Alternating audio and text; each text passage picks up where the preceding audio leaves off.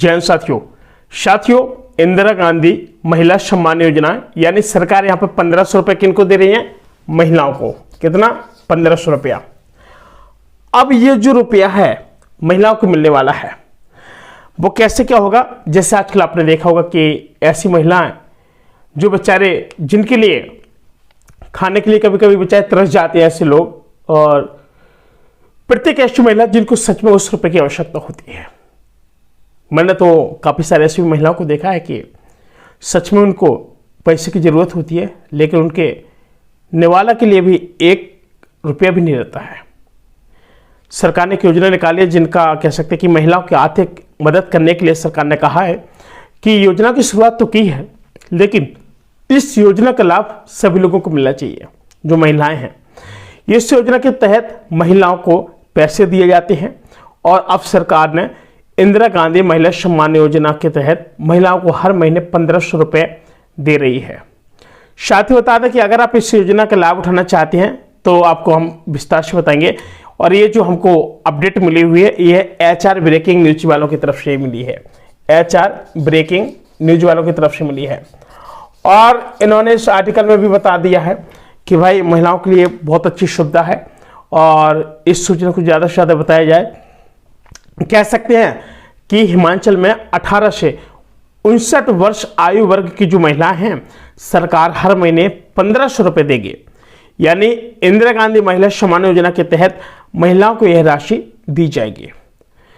साथ ही बता दें कि सामाजिक न्याय और अधिकारिता, अब क्या है कि आजकल देखा होगा कि समाज में काफ़ी सारी ऐसी भी महिलाएं हैं कि सुबह सुबह दिहाड़ी करने जाती हैं और शाम को वापस आती हैं। यानी जो करने योग्य वो लोग बेचारे काम करते हैं, जो लोग करने भी योग्य नहीं है वो लोग क्या करेंगे बताइए, बात समझना।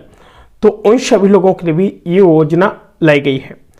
कह सकते हैं कि इंदिरा गांधी महिला सम्मान योजना के तहत महिलाओं को भी यह राशि दी जाएगी। कौन सी योजना है ये आपकी? इंदिरा गांधी महिला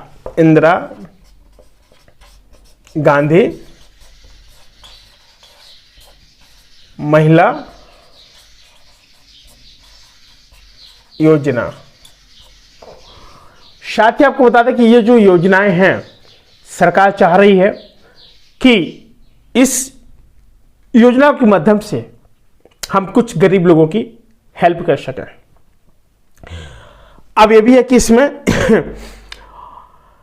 बताया गया कि जो अधिसूचना जारी की गई है तो इसमें कांग्रेस ने विधानसभा चुनाव के दौरान प्रदेश की महिलाओं को यह गारंटी दी थी और जिसको लेकर के अब आदेश जारी कर दिए गए हैं। अब क्या कि अब इसके आदेश को जारी कर दिया गया है। अब ऐसे भी लोग हैं जो लोग सामाजिक न्याय और अधिकारिता विभाग की ओर से भी अपनी जो अधिसूचना के तहत महिलाओं के घर से कोई भी सरकारी सेवा में नहीं है या कोई पेंशन नहीं है, पेंशन नहीं मिल रही है, इसलिए इंदिरा गांधी प्यारी बहना सुख सम्मान निधि योजना शामिल किया गया है। साथ ही आपको बता दें कि 18 से 59 साल की महिलाओं को इसमें शामिल किया गया है। आगे 60 साल से ऊपर की महिलाओं को पहले से पेंशन दी जा रही है। साथ ही आपको बता दें कि तहसील कल्याण अधिकारी को यह पेंशन लगाने और उसको रद्द करने का अधिकार होगा। और लाहौल स्पीति में महिलाओं को 1500 रुपये देने के लिए जो गाइडलाइन की है उसे पूरे प्रदेश में लागू किया गया है। इसके लिए वही फॉर्म चलेगा जो पहले लाहौल स्पीति के लिए जारी किया गया था। किसके लिए? लाहौल स्पीति,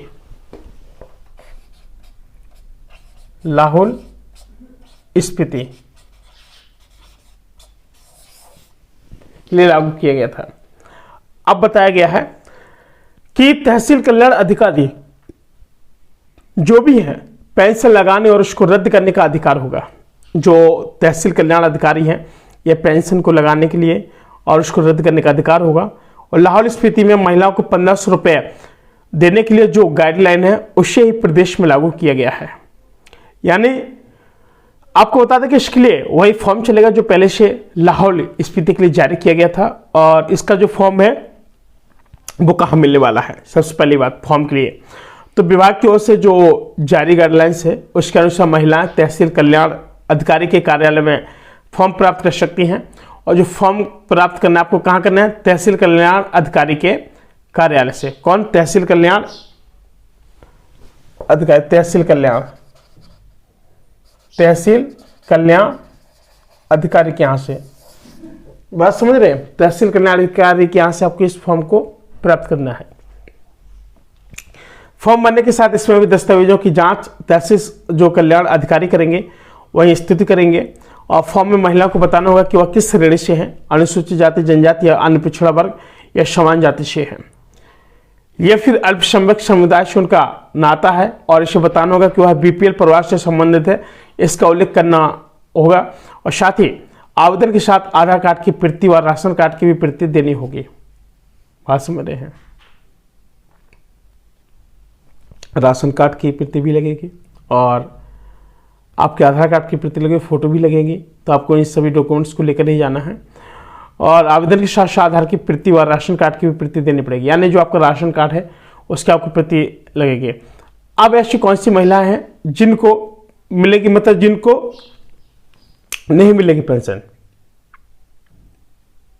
कौन सी है? महिला के परिवार से कोई भी सदस्य केंद्र सरकार, राज्य सरकार के कर्मचारी, पेंशनर, अनुबंध और आउटसोर्स दैनिक वेतनभोगी और अंशकालिक इत्यादि वर्ग के जो भी कर्मचारी इसमें नहीं होने चाहिए। यानी अगर आप अगर जैसे कोई गवर्नमेंट जॉब कर रहा है या सरकार की किसी भी सेवा पदोन्नति पर है तो उन लोगों की ये जो सेवाएं हैं वो जारी नहीं की जाएंगी।